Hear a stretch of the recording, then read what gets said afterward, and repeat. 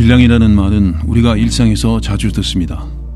하지만 막상 질량이 뭐예요? 라고 묻는다면 대부분은 무게? 라고 대답합니다. 하지만 이 둘은 완전히 같지 않습니다.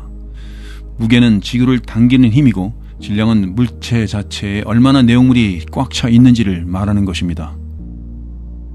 예를 들어 풍선은 크지만 가볍습니다. 쇠구슬은 작지만 무겁습니다. 왜 이런 차이가 있을까요? 그것은 풍선 속에는 거의 공기밖에 없지만 쇠구슬 안에는 촘촘한 금속이 가득 들어있기 때문입니다. 그러니까 질량은 눈에 보이지 않지만 얼마나 안에 꽉 차 있는지를 말해주는 척도입니다. 질량은 우주 어디에서도 바뀌지 않습니다. 지구에서 50kg인 사람은 달에 가면 몸무게는 8kg 정도로 줄어듭니다. 하지만 질량은 그대로 50kg입니다. 몸속에 있는 세포도 뼈도 물도 전부 그대로니까요. 즉 질량은 어느 행성에 가든 언제나 똑같고 움직임에도 영향을 줍니다. 질량이 크다는 건 움직이기 어려운 것을 뜻하기도 합니다. 예를 들어 같은 힘으로 공을 찼을 때 탁구공은 멀리 날아가지만 볼링공은 거의 움직이지 않습니다. 왜냐하면 볼링공이 더 무거운 게 아니라 질량이 크기 때문에 움직이기 힘든 것입니다. 이걸 과학에서는 관성이라고 합니다.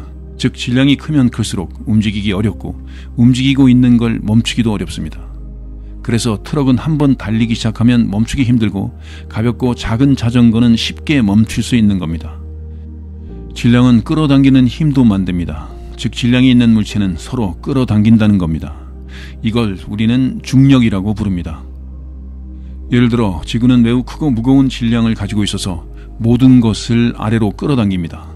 그래서 사과가 나무에서 떨어지고 사람도 땅에 붙어있고 달도 지구 주위를 돌고 있습니다. 즉 질량은 있다. 이것은 곧 다른 물체를 끌어당긴다 라는 공식입니다. 이 공식은 우주 어디에서나 적용됩니다. 그래서 질량은 물체가 얼마나 진짜로 존재하는가를 알려주는 수치입니다. 질량은 그냥 숫자가 아니라 그 물체가 얼마나 속이 차 있고 얼마나 움직이기 어렵고 얼마나 다른 걸 끌어당기며 어떻게 우주와 관계를 맺는지를 알려줍니다. 우리는 매일 물건이 아래로 떨어지는 걸 봅니다. 공을 놓으면 바닥으로 떨어지고 비가 오면 하늘에서 아래로 내립니다. 그건 바로 중력 때문인데 중력은 질량이 있는 물체끼리 서로를 끌어당기는 힘입니다. 지구는 질량이 매우 크기 때문에 우리 몸, 공, 자동차, 산, 심지어 공기까지 모두 아래로 끌어당깁니다. 질량이 클수록 중력도 세지는데 예를 들어 지구는 달보다 질량이 약 80배 정도 큽니다. 그래서 달이 지구 주변을 도는 것이고 반대로 지구가 달 주위를 도는 건 아닙니다. 지구는 우리를 끌어당기고 있고 사실 우리도 지구를 아주 살짝 끌어당기고 있습니다. 하지만 우리가 지구보다 훨씬 작기 때문에 우리의 중력은 거의 느껴지지 않는 것입니다. 우리가 몸무게라고 말하는 것은 사실 질량이 아니라 중력에 의해 느껴지는 힘입니다. 이걸 과학에서는 무게라고 합니다. 과학자 뉴턴은 이런 질문을 했습니다. 사과는 왜 떨어질까? 그리고 달은 왜 지구로 떨어지지 않을까? 그는 두 가지 현상이 사실 같은 중력 때문이라는 걸 알아냈습니다. 사과는 땅에 가까이 있어서 떨어지고 달은 지구에서 멀리 떨어져 있지만 지구의 중력에 끌려 계속 지구 주변을 돌고 있는 것입니다. 즉 중력은 단지 떨어뜨리는 힘뿐만 아니라 궤도에서 돌게 하는 힘이기도 합니다. 중력은 멀리 있는 것까지도 작용합니다.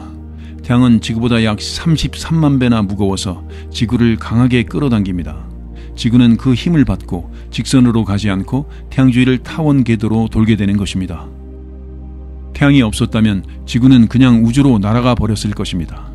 중력이 지구를 잡고 있으니까 우리는 지금 태양빛을 받을 수 있고 계절이 생기고 낮과 밤이 생기는 것입니다. 중력은 우주의 설계도입니다. 우주의 모든 별, 행성, 은하들은 서로의 중력에 의해 움직입니다. 질량이 큰 물체는 주변을 휘게 만들고 다른 것들을 끌어당깁니다. 이 힘이 바로 우주를 연결하는 실처럼 작동합니다.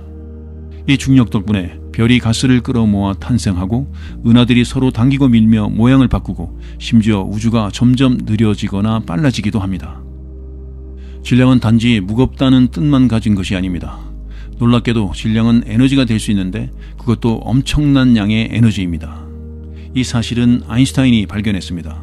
그는 이렇게 말했습니다. E는 mc제곱, 즉 에너지는 질량에다가 빛의 속도를 2번 곱한 것과 같다는 뜻입니다. 이 말은 아주 조금의 질량만 있어도 엄청나게 큰 에너지가 된다는 뜻입니다. 여기서 중요한 건 빛의 속도입니다. 빛은 초속 30만 킬로미터로 달립니다. 이걸 제곱으로 하면 1kg의 질량만 있어도 구경줄이라는 상상도 안 되는 양의 에너지가 만들어집니다. 이건 도시 하나를 수일간 돌릴 수 있는 전기 에너지보다도 훨씬 큽니다. 이 원리를 실제로 이용한 것이 바로 태양입니다. 태양은 매 순간 수소 원자 4개를 하나의 헬륨 원자로 융합합니다. 그 과정에서 아주 작은 질량이 사라지고 그 질량이 에너지로 바뀌어 빛과 열이 됩니다. 우리가 햇빛을 받을 수 있는 이유, 지구의 기온이 유지되는 이유, 그리고 모든 식물이 광합성을 하고 살아갈 수 있는 이유는 결국 태양에서 질량이 에너지로 바뀌고 있기 때문입니다. 그런데 이건 태양에서만 일어나는 일이 아닙니다. 우라늄처럼 무거운 원소도 핵분열이라는 반응을 통해 조금씩 질량을 잃고 에너지를 냅니다. 이것이 원자력 발전소의 원리입니다. 우라늄 원자가 쪼개질 때 조금의 질량이 사라지고 엄청난 열이 만들어집니다. 그 열로 물을 끓여 터빈을 돌리고 그 힘으로 전기를 만드는 것입니다. 이처럼 질량은 가만히 있는 힘이 아니라 에너지로 바뀔 수 있는 능력을 가지고 있습니다. 심지어 우리 몸 안에도 수많은 원자와 분자가 있고 그 안에 있는 질량은 모두 엄청난 에너지를 품고 있습니다. 하지만 그 에너지를 바로 꺼낼 수는 없습니다. 왜냐하면 자연은 그 에너지를 아주 특별한 조건에서만 꺼낼 수 있게 설계했기 때문입니다. 이 원리를 거꾸로 사용하는 경우도 있습니다. 에너지를 빠르게 충돌시키면 질량을 가진 입자가 만들어지기도 합니다. 이건 입자 가속기에서 실제로 일어나는 일입니다. 아주 빠른 속도로 달리는 입자를 서로 정면으로 충돌시키면 완전히 새로운 입자가 튀어나옵니다. 즉 에너지가 질량이 되는 현상입니다. 이처럼 질량과 에너지는 서로 바뀔 수 있고 본질적으로는 같은 것의 다른 표현입니다. 질량은 멈춰있는 에너지, 에너지는 움직이는 질량이라고 할 수도 있습니다. 이 사실을 알게 되면서 우리는 더 깊은 질문을 하게 됩니다. 그렇다면 이 질량은 원래 어디서 온 것일까? 질량이 생기는 이유는 무엇일까? 사람이 뛰면 숨이 차고 자동차가 움직이려면 연료가 필요하며 물건을 들려면 힘이 듭니다. 왜 그럴까요? 그건 물체가 질량을 가지고 있기 때문입니다. 그런데 이 질문은 더 깊은 질문으로 이어집니다. 그럼 도대체 이 질량은 어디서 생긴 걸까요? 예전에는 물체가 크고 무거우면 그냥 원래 그렇다고 생각했습니다. 하지만 과학자들은 이런 단순한 설명에 만족하지 않았습니다. 왜 어떤 입자는 질량이 있고 어떤 입자는 질량이 없을까? 왜 전자는 질량이 있지만 빛은 질량이 없을까? 이 궁금증은 수십 년 동안 물리학의 가장 어려운 수수께끼 중 하나였습니다. 그리고 그 답은 1960년대 한 가지 놀라운 이론으로 이어졌습니다. 바로 히그스장이라는 개념입니다. 조금 어렵게 들리지만 이렇게 생각하면 됩니다. 우주 전체에 보이지 않는 특수한 에너지의 바다가 깔려 있다고 상상해 보세요. 이 바다를 통과할 때 어떤 입자는 잘 빠져나가지 못하고 끌려다니며 느려집니다. 그 끌림의 정도가 곧 질량으로 나타나는 것입니다. 예를 들어 수영장이 있다고 생각해 보겠습니다. 사람이 물속에 들어가 걸으면 공기 중보다 더 힘이 듭니다.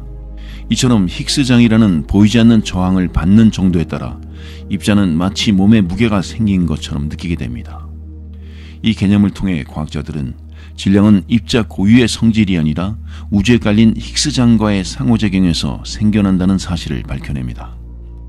이 이론은 2012년 스위스의 거대한 입자 실험장인 CERN 유럽 입자 물리 연구소에서 실험으로 확인됩니다. 그들은 수십 년 동안 이론으로만 존재하던 입자인 히그스 보손을 실제로 발견합니다. 이 입자는 히그스장이 실제로 존재한다는 증거였고 모든 입자가 질량을 가지게 되는 과정을 설명해주는 핵심 열쇠가 되었습니다. 그렇다면 왜 빛은 질량이 없을까요? 왜 광자는 무게가 없을까요? 그 이유는 광자는 히그스장을 그냥 통과하기 때문입니다. 빛은 히그스장에 끌리지 않기 때문에 아무런 질량도 얻지 않고 그래서 항상 빛의 속도로 이동할 수 있는 것입니다. 반면 전자나 쿼크 같은 입자들은 힉스장에 끌려서 속도가 제한되고 질량을 가진다는 특징을 가지게 됩니다. 이처럼 질량은 그 물질이 얼마나 힉스장에 끌리는가, 즉 얼마나 잘 빠져나가지 못하느냐에 따라 생깁니다. 다시 말해 질량은 단순히 무거운 성질이 아니라 우주 속에 깔려있는 보이지 않는 에너지 구조와의 관계에서 만들어지는 속성입니다. 우리가 들고 있는 물건, 우리 몸속의 세포 하나하나, 그리고 우리가 밟고 있는 지구까지 모두 이 힉스장을 통과하며 질량을 얻는 결과입니다. 그렇다면 이렇게 만들어진 질량이 우주 전체에는 어떤 구조를 만들고 있을까요? 어떤 것들은 뭉치고 어떤 것들은 흩어지며 별, 은하, 블랙홀, 그리고 암흑물질 같은 거대한 존재들을 만들어냅니다. 질량은 단지 개인의 무게가 아니라 우주 전체 구조를 결정짓는 핵심 도구가 됩니다. 질량은 우리 몸에도 있고 지구에도 있으며 작은 먼지에도 큰 별에도 있습니다. 하지만 우주 전체로 눈을 돌리면 질량은 단순히 물체의 무게가 아니라 공간을 만들고 구조를 형성하고 심지어 시간의 흐름까지 바꾸는 주인공으로 등장합니다. 먼저 별을 생각해 봅니다.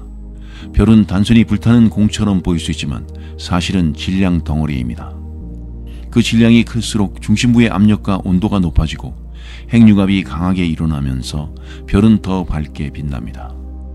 태양보다 질량이 몇 배 큰 별은 훨씬 더 빠르게 수명을 다하고 마지막에는 엄청난 폭발, 즉 초신성을 일으킵니다. 그리고 그 잔해는 중성자 별이나 블랙홀이 됩니다. 중성자 별은 질량이 너무 커서 모든 원자가 짓눌려 버리고 그 안에 전자와 양성자가 합쳐져 중성자만 남게 된 별입니다. 한 숟가락만 퍼도 수십억 톤에 달하는 무게를 가집니다.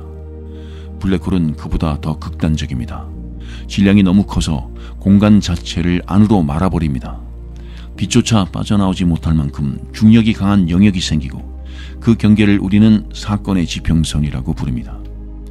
이처럼 질량이 커지면 그 자체로 공간을 구부리고 시간의 흐름을 느리게 만들며 우리 우주의 기본 구조를 뒤흔드는 힘이 됩니다. 그리고 이런 천체들은 무작위로 생긴 것이 아닙니다.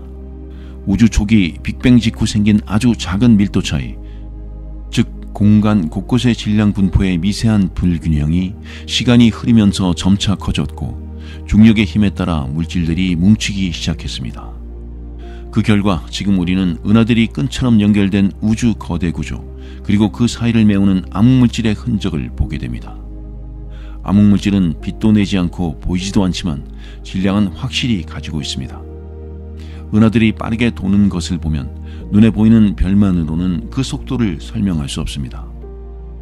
그래서 과학자들은 보이지 않는 질량, 즉 암흑물질이 은하를 붙잡고 있다고 생각합니다. 지금까지 밝혀진 사실로는 우주 전체에 존재하는 질량의 약 85%가 암흑물질입니다. 우리가 볼 수 있는 별, 행성, 우리 몸, 공기 같은 건 겨우 15% 정도밖에 안 되는 것입니다. 즉 우리는 우주 질량의 일부분만 보고 살아가고 있는 셈입니다. 그리고 이 질량들은 지금도 서로 끌어당기고 있습니다. 우주가 팽창하는 동안에도 질량은 끌어당기고 뭉치고 구조를 만들고 있습니다.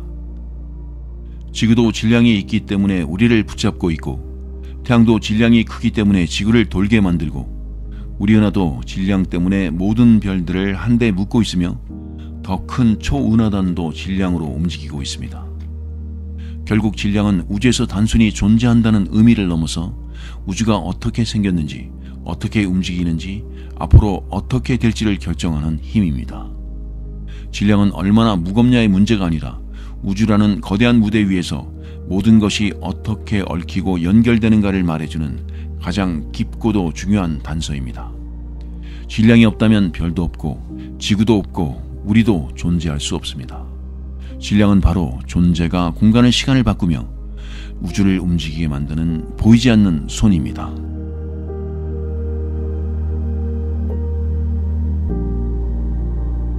자, 질량에 관한 내용은 여기까지 하고 지금부터는 주제를 확 바꾸어 놀랍도록 빠르게 회전하는 목성의 자전에 대해 알아보겠습니다. 향계에서 가장 거대한 행성인 목성은 그 부피가 지구의 1300배, 질량은 지구의 318배에 달합니다. 그 어마어마한 크기를 지닌 행성이 그에 어울리지 않게 너무나도 빠르게 자전하고 있다는 사실을 알고 계셨을까요? 목성은 하루에 한 바퀴 도는데 겨우 9시간 55분밖에 걸리지 않습니다. 이 말은 곧 목성의 하루가 지구 하루의 절반도 안 된다는 뜻입니다. 목성의 적도 지름은 약 14만 3천 킬로미터, 지구의 11.2배에 해당합니다. 이 거대한 공이 지구보다 2.5배 빠르게 자전하고 있다는 것은 직관적으로도 이상하게 들릴 수 있습니다. 거대한 물체일수록 회전이 느릴 거라고 생각하기 쉽지만 목성은 그런 통념을 깨뜨리는 존재입니다. 더 놀라운 건 이 자전 속도는 시속으로 환산하면 약 4만 5천 킬로미터에 달한다는 점입니다. 이는 음속의 약 35배, 지구 상공을 도는 제트기보다도 수십 배 빠른 속도입니다. 만약 목성의 적도에 표면이 있고 그 위를 따라 걷는다면 당신은 몇 분 만에 서울에서 뉴욕까지 바람을 가르며 도달할 수 있을 것입니다. 그렇다면 왜 목성은 이렇게 빠르게 돌고 있을까요? 그 해답은 약 46억 년 전 태양계가 막 태어나던 시기로 거슬러 올라갑니다. 태양계의 모든 행성은 초기에는 거대한 가스와 먼지의 원반 속에서 형성되었습니다. 이 원반은 회전하고 있었습니다. 여기서 중요한 법칙이 등장하는데 바로 각 운동량 보존의 법칙입니다. 쉽게 말하면 물체가 돌고 있을 때 그 물체가 수축하면 할수록 더 빠르게 돌게 된다는 원리입니다. 빙상 선수가 회전할 때 팔을 안쪽으로 말면 속도가 빨라지거나 혹은 줄넘기를 하다 줄을 짧게 잡으면 더 빠르게 돌아가는 것과 같은 원리입니다. 목성은 이 원반에서 엄청난 양의 가스를 흡수하며 빠르게 성장했습니다. 수축하면서도 질량을 유지했기 때문에 그 회전 속도는 점점 더 빨라졌습니다. 그 결과 지금처럼 덩치는 태산인데 회전은 번개 같은 행성이 된 것입니다. 이 자전의 결과는 단지 하루가 짧다는 사실에 그치지 않습니다. 목성은 완벽한 구체가 아니라 오히려 적도 쪽이 불룩한 회전 타원체입니다. 적도 지름은 14만 2,984km, 극지방 지름은 13만 3,709km로 무려 9,275km의 차이가 납니다. 이는 지구에서 서울에서 인도까지의 거리와 비슷한 수준인데 그만큼 목성은 자전 때문에 찌그러져 있는 공인 셈입니다. 이런 모양의 변화는 중력이 회전을 따라 적도 방향으로 밀리면서 생긴 결과입니다. 물질이 중심에서 바깥쪽으로 밀려나고 극지방은 눌려 보이는 형태가 된 것입니다. 목성의 빠른 자전은 그 자체로도 기괴하지만 이번 영상에서 다루게 될 폭풍, 대기층, 자기장, 내부 구조 등 모든 현상의 출발점이기도 합니다. 이 거대한 회전은 단순한 동작이 아니라 목성이라는 세계의 형태와 기후, 심지어 성격 자체를 규정짓는 물리적 특성입니다. 지금 우리가 알고 있는 목성의 줄무늬 구름, 지구보다 큰 대적점, 그리고 태양계에서 가장 강력한 자기장까지 모두 이 회전에서부터 시작된 것입니다. 목성의 이 믿기 어려운 자전 속도는 단지 행성의 모양을 찌그러뜨리는 데 그치지 않고 목성의 대기를 완전히 분리하고 폭풍의 행성을 만들어냈습니다.